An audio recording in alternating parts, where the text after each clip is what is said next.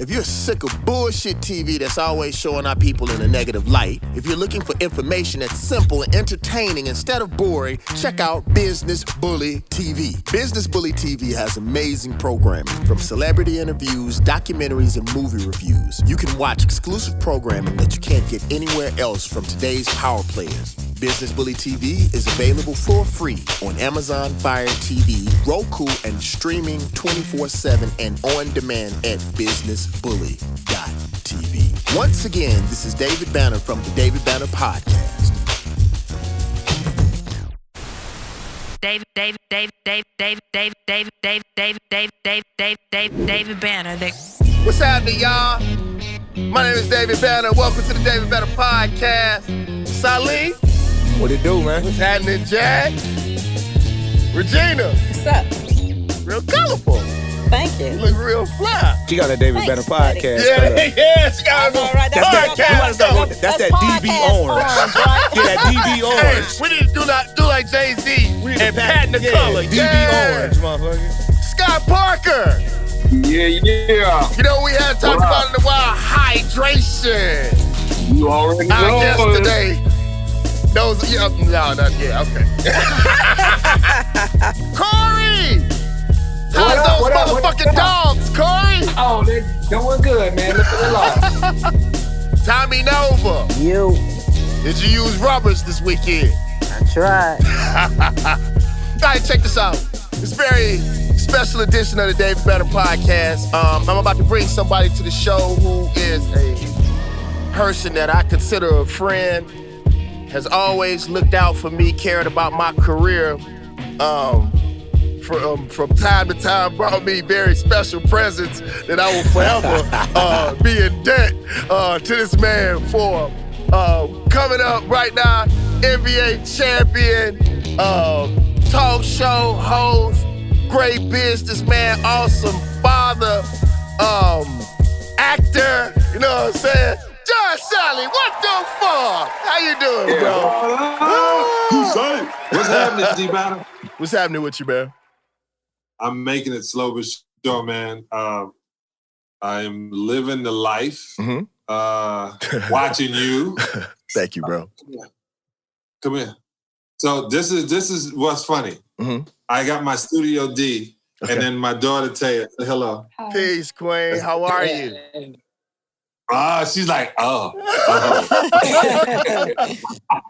Yeah, man. Just watching. And I love everything you do. Right, I appreciate it. When I interviewed you, I had a show called Game On. Y'all didn't see it. It was on the Real channel, but David saw it. Right. And I walked in to interview him, and what are you doing next? Well, I'm going to compose. I said compose. Yeah, I'm going to compose a soundtrack for a movie, and then I might do an opera. I think I'm going to. I'm in Vienna. I was like, what? You from Mississippi? So I'm from Brooklyn. So just to think I could do more than just be in Brooklyn, and he was from Mississippi, from the mud, I was like, that's it. This is my favorite rapper. I appreciate it. This is how you put it into your mindset that this is what you've done. That's not who you are. And that's why I love everything you do. I appreciate it, man. It's funny because something that we never talked about, when we got really tight when I was living in L.A., and I was going through the worst depression in my life. And a lot of the stuff that you did for me, bro, just out of the kindness of my heart, when you were hosting the morning show on the radio. Was it the morning show on the radio?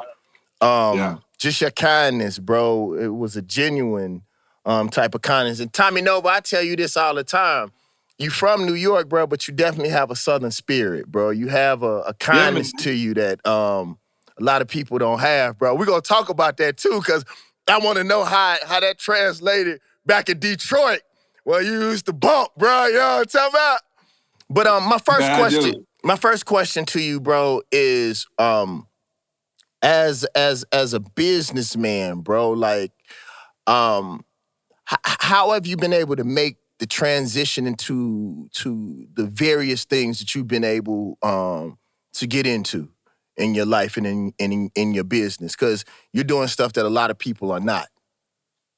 Yeah, well, my brother Ron and my brother Jerry were major in my early part of my life. The idea was every time I go to Brooklyn, right? I'm from Canarsie, a project housing called Bayview Houses. And everyone talk about you got to go home and whatever. Every time I go to New York, whether I go into my neighborhood or not, I get a re-kick in the butt. Like somebody kicks me in the ass again. Just the city saying, you worked your butt to get out of here. And my mentality was all the different things that I didn't do right, I've learned from. All the things that I've done right, I built upon. So I never looked at it as I'm too old to learn, or I'm too good, too prideful, too much ego. Everything is a learning existence. Like today, this existence today. I'm here today. Yesterday at this time was already over and forgotten. I realized that this existence right now is the most important thing. So I, in my brain, look at things that help me down the line. Like we were talking, and I said to my daughter, we got to find something that is pandemic resistant. I didn't even know you had to find something that was pandemic existent until 6 weeks ago. So my mentality, we were already in the cannabis deal. Our company is Deuces 22. She's the CEO. I'm the CVO. That's the Chief Visionary Oracle. So I see it and I put the energy behind it and I let her run with it. In that mentality, I just think, what's next? What am I going to do to keep this lifestyle of happiness together? And my happiness is the most important. I wake up, I blaze, I drink some spirulina, I drink some tea, I drink about 32 ounces of water, I don't eat, and then I sit back and we start the day. That's it. I don't rush. I enjoy each moment of the day. Do you mind telling our fans about what you told me about yesterday about your daughter as it pertains to college? Is that okay? Yeah. So my second daughter, Tyler Milan, was going to George Washington, what was it? American University in D.C. And, we dropped her off. I did the whole drop-off thing like Martin, didn't want to cry in front of her, went out. 1 year of that. And I got on a plane from New York to LA. I was doing something and I watched a documentary called the Ivory, I'll think of the name of it. But it was about college and the money of college and how much college was. When I went to Georgia Tech, my scholarship was $41,000, right? $10,000 a year. Right now, her first year, just tuition was $53,000. Not the other money I'm going to put on top of it. So I'm watching this. It's called the Ivory Tower. You check this documentary out, Ivory Tower. And I realized that I was going to spend $425,000 for her to go and ask somebody to be their employee. If I give you $400,000, you should be a business. You can start 3 franchises with $400,000. You don't have to ask anybody anything. You go to college to get a higher education, to get a higher paying job, period. If you want higher education, you don't need to go to college. So I said, hey, I can't let you go back to that. She was pissed for about the first week. And we're sitting in there, she's pissed off. So I made sure an ounce of weed was there. So and she says, yo, we should go into cannabis business. We smoke enough of it. And I was like, well, I am, but I didn't know I should tell you that. And so, so what are we going to name it? She was like, well, everything you do is your basketball number 22. So we're just going to be Deuces.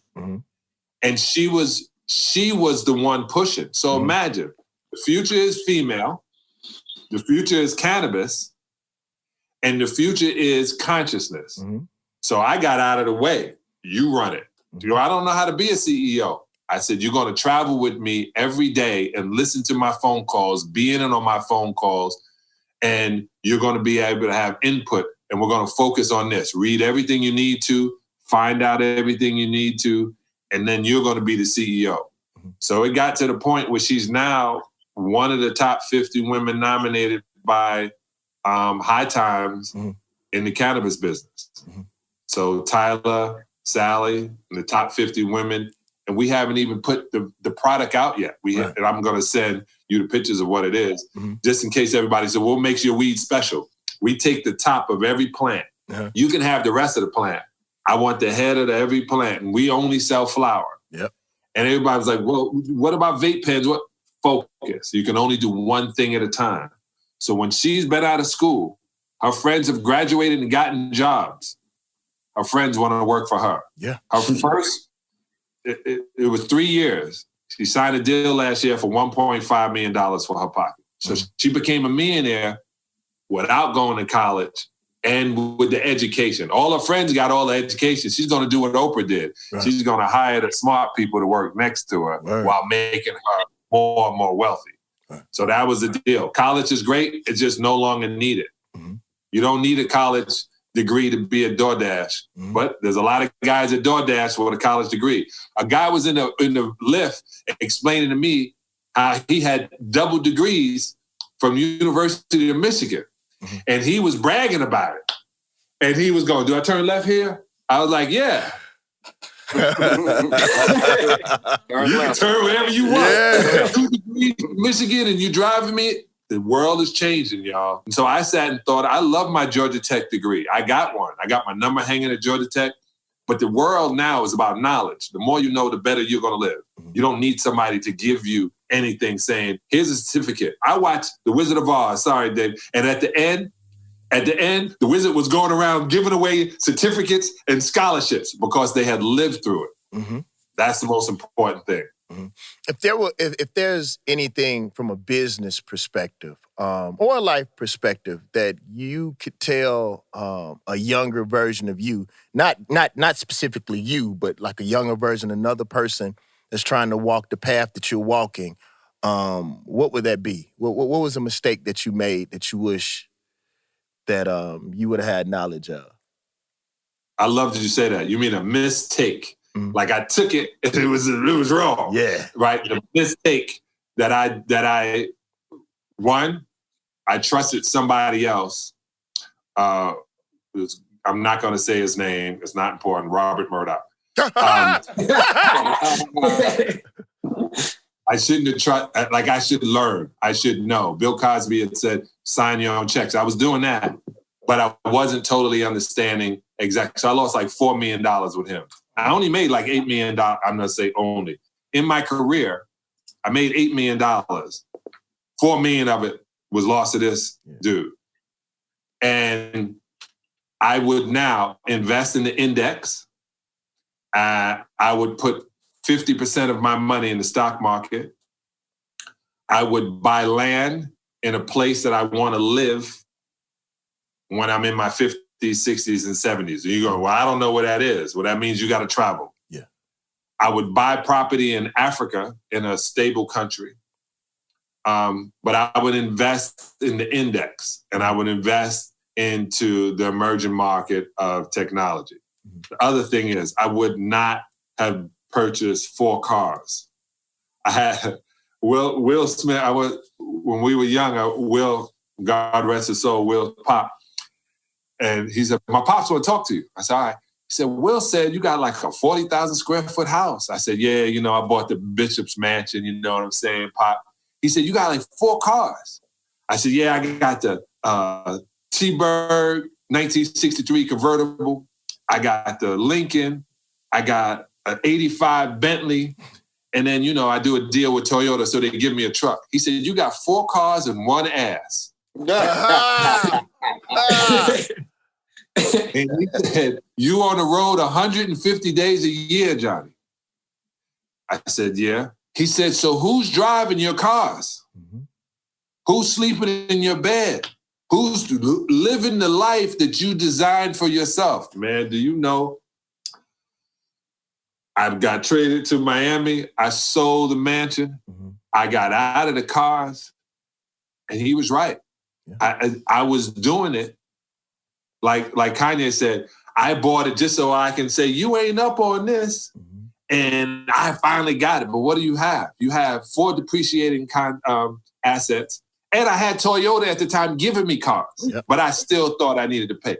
David, my cost of living had gone up to $54,000 a month. Bro, I tell my friends all the time, the money that I spent at the beginning of my career, it would have been better for me to pile it up, and all of us stand around it and we burn the shit so we can feel the warmth of the fucking fire. I would have gotten more out of my money if we would have just burnt that shit.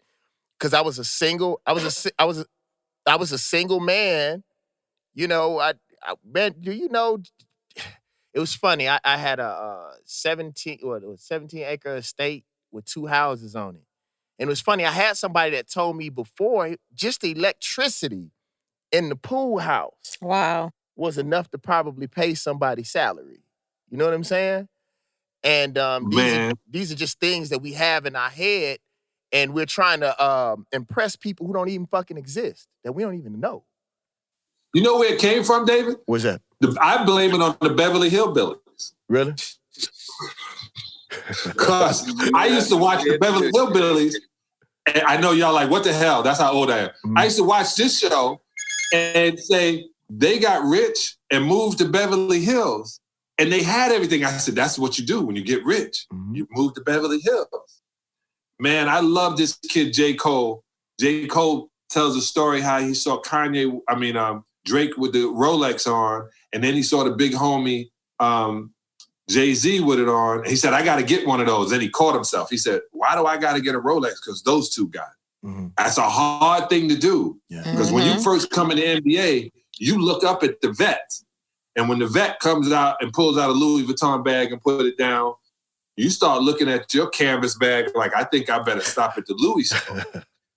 Because he got it. Right. But no one told you the vet had been in the league for 15 years by the time you got there. Mm-hmm. And that bag was from 15 years ago when it was $200. Mm-hmm. So it's like you got to have somebody to help you and explain it. Mm-hmm. And you got to explain stuff. Mm-hmm. Like right now, man, I'd rather buy land that sees the ocean from a hill on a rock bed. And I'd rather sit around and build a house that has 3 bedrooms and 2.5 baths, and the other bedrooms are not that comfortable. Mm-hmm. That's what I'd rather do. You're not staying. Because, I had one cousin come stay with me in Detroit. He said, man, I just need to stay for 2 weeks, man. I ran into something down in Atlanta. 2 years later. I would like to know, do you still have a rigorous workout? And if so, how do you handle that as a vegan? Like, what would be your supplement for protein? Oh, I'm sorry. I didn't mean to stretch on you. Let me tell you, my wife is a Pilates instructor, and she works out a lot. I got my feet operated on because they was really ugly. They used to look like kryptonite. So I one of my daughters said one of them is still ugly. I walk now, and I need to tell everybody that's over the age of 40. Mm-hmm. You should get a small trampoline and bounce up and down on the trampoline while smoking a Deuces 22 joint. Yeah. The reason I say to do that, as opposed to a lot of people are still running. Dick Gregory said, stop running. Now, Dick Gregory had gone back and forth across the country, I think 3 times. And he said, I stopped running because when you run, you are lessening the brain fluid and you're shocking the brain. Mm. When you walk, your body is in total connection with the ground. So when you bounce, you clean your adrenal glands. Mm. It just bounces, and you're not, and like if you have breasts with females, you don't want to keep doing that. So you just bounce, right? I also do my boy Romy, who is in years. When I went to see him down in South Carolina at the joint, he was all cut up. Now, you've been in jail for 15 years, you expect that. I said, man, what you doing? He said, he gave me this workout, and I started it last week. Every hour, I do this series. 10 push-ups, stop. 10 sit-ups. 9 push-ups, stop. 9 sit-ups, all the way till I get to 1 every hour. That comes out to 55 push-ups per hour. Now, during this pandemic, when people are sitting around doing whatever, you can get that 10 in, you can get 9, you can get 8, and you start competing with yourself. Whether you're with a workout person or you do 10. You do your 10 the same time they're doing the sit-ups and then switch. It's the best workout in the world. Push-ups work every part of every muscle in your body. So you don't have to really do anything else. I just want my abs back so I can brag to my 17-year-old daughter. I'm with you on that. Right? Yeah. I just want my abs back. It's good for your libido, too. Scott? I want to talk a bit about your journey to veganism. I remember speaking with Tisha Campbell. I was training her for a while out in LA, and she was the first one that told me that you were transitioning over to plant-based diet and so forth. But talk a little bit about how you arrived at that place and a lot of the misconceptions about plant-based dieting, eating plants in terms of protein, energy level, things like that. How did you get there? Okay. I'm glad you said that. So I was going at Tisha so much. And I just did this series. I do this series with Dwayne. Too bad they're no longer together. Dwayne Martin, called LA Finest. But what I went to Tisha when I seen her, because I've been around her since 1992. And so I saw her getting a little bit wide. Like, people don't realize they get a little bit wider, a little bit wider. It happens all day long. You don't see them. It's not a big change. It's every second of the day.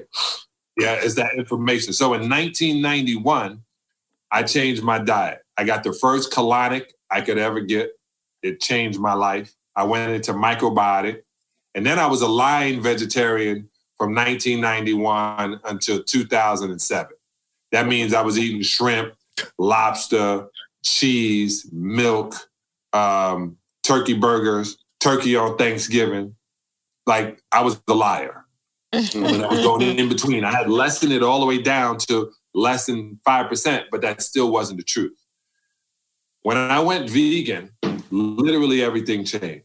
I just went the other day to the doctor. I had gallbladder and liver and pancreas was suffering. And I went to him, he said, how do you know? He said, well, your knee, your shoulder.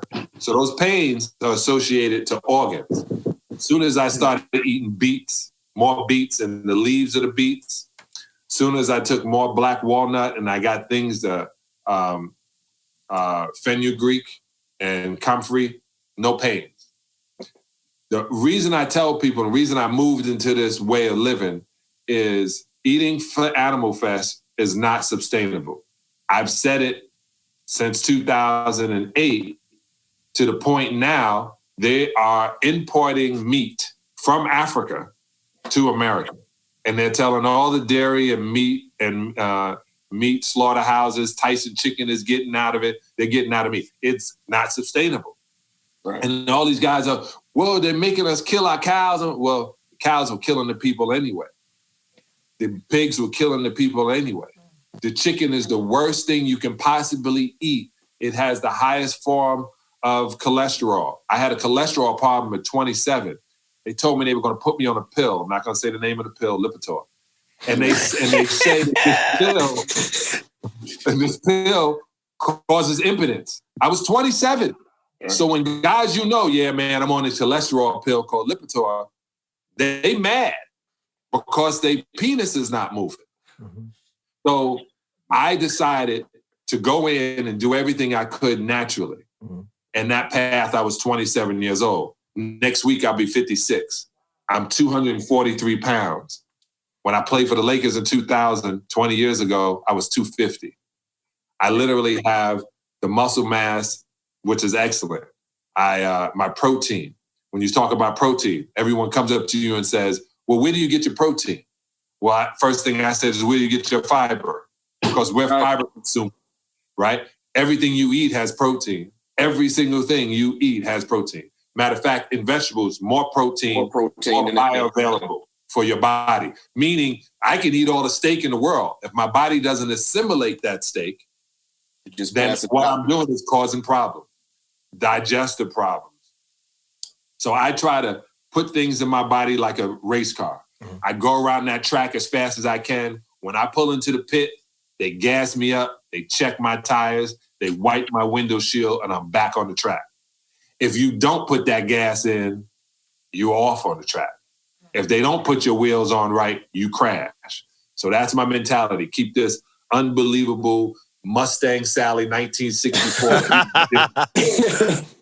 Can you talk a little bit about where that plays in terms of the immune system? I know we got the viruses going on right now. Yeah. And particularly with Black folks, we got coexisting conditions. And Banner and I were talking the other day. And I don't think people really understand the fact that when you have all of these maladies, diabetes, high blood pressure, it makes you more susceptible to virus and disease. Can you speak on that a little bit? Yeah. So when they talk about the immune system, everyone thinks the immune system is like a police department. Well, the immune system is in your brain. I mean, in your mind. So I call my low intestines my mind. I call this my brain. So, and the reason why, because when you eat food, that's why, like, if somebody gets stabbed in the stomach, they done. Because if you cut those wires off that take it throughout the rest of the body, you're done. When they say you're dehydrated, that means you don't have any water in your lower intestines. That's why that's why colonic is so important, because it 100% hydrates your large intestines, which tells the lower intestines there's a river, let's dump. And you can curse on your thing, but this is what I call the stuff everybody has. Horrible intestinal toxins. Y'all are full of shit. Some seriously harmful intestinal toxins. So when I started doing that, I started paying attention to water intake. Spring water, which I get from Evian, which is different. They're going to say, well, what about alkaline water? You mean that water that you get from the sink that you shouldn't even wash your dog with, and you put electricity to it, and they sell you the machine for $4,000, and then that breaks down your stomach lining. Oh, wow. And who do they attack? Black folks. So as Black folks, go back to eating the way we were when we were in Africa. And they go, what do you mean, back when we were in South Carolina? No, that was slave food. When they give you chicken gizzards, chicken neck, chicken wings, pig intestines, pig ears, pig feet, ox tail, ox tongue, somebody's going, that's slave food. That was the stuff we had to steal. And the reason it tastes so good is because they put every vegetable on top of it, every herb they could, just to get out of the taste of the sugar honey iced tea that you were getting from Chitlins. If you really want to get down to it, first thing they would do, they would pick up something, wipe off the apple, bite into it. They didn't have oranges unless you were in Florida. So just imagine if you were living where they were growing the vegetables. Your immune system is not synthetic. So taking a synthetic medicine or synthetic powder is not going to help you. Synthetics don't work that way. Pretty soon, because, Gates and the rest of them are trying to make it synthetic. But as long as you're human, the water you drink, I tell people, they say, well, how do you do? Man, I don't drink any water. I got my clients every hour, since my number is 22, on the 22 minute after the hour, it rings. When it rings, you pick up water and do just what you did. 1 gulp, fill your mouth up with water, let it slide down. 2 gulps, let it slide down. That's it. And they go, that's all I need is 2 gulps? They don't know that's 8 ounces of water. Your mouth holds 4 ounces of water. Your body assimilates 4 ounces of water per hour. The reason I give you 8 is just so you can keep peeing. Good. So, if they want to get well, I always tell people, I don't eat anything in the morning. I drink. I don't eat anything till about 11 or 12, maybe 2. I'm constantly giving my body what it needs, and that's water. So what do you feel about, like, athletes going vegan? Oh, man, I've been pushing it. I had Jaleel Okafor, man. Remember, Jaleel went to Philly and was 40 pounds overweight and his knee was bad. He went vegan. He started playing better. They then traded him to to New Orleans. But then Kyrie Irving was already the nicest handle in the world, goes vegan, energy through the roof. Carmelo Anthony went vegan for 2 weeks and had his best 2 weeks as a Knick. And then he said, well, I got tired, man. I had to go back to eat. He thought it was the food. The reason he got tired is because his body was detoxing. Yep, when the toxins, Your body's toxin was coming detoxing. up. Right. Yeah, you're going to be tired. And if you're tired, go take a nap. Anyway, this whole interview was going to have all kind of things going in between. But I now got Chris Paul. I went up to Chris Paul when he was I went up to him. I was in North Carolina and I was doing something with 3M and I was speaking. And I go to this thing and I see he and his mom and he's like, I go meet his mom and them and they got shrimp. And I go, young fella, that stuff right there is going to hurt you, man. Like, you got to get into this food thing. He was like, man, I love shrimp. And I said, yeah, KG was playing in Boston. He loved lobster. He loved shrimp. Then he had muscle spasm. And they were like, well, his muscles and his leg. I said, no. I said, Doc, go and check his diet. Tell him he cannot have any seafood. They won the championship that year. No back problems. So your body is constantly telling you, hey, this stuff you gave us is not working. And if you're not paying attention because you like the way the butter tastes and you like the way the girl look across from you, your body goes, well, I'll shut it down. And then once I shut it down, you have to pay attention to it. Y'all hold on for 1 second. We're about to pay some bills. Stay tuned. The David Banner Podcast.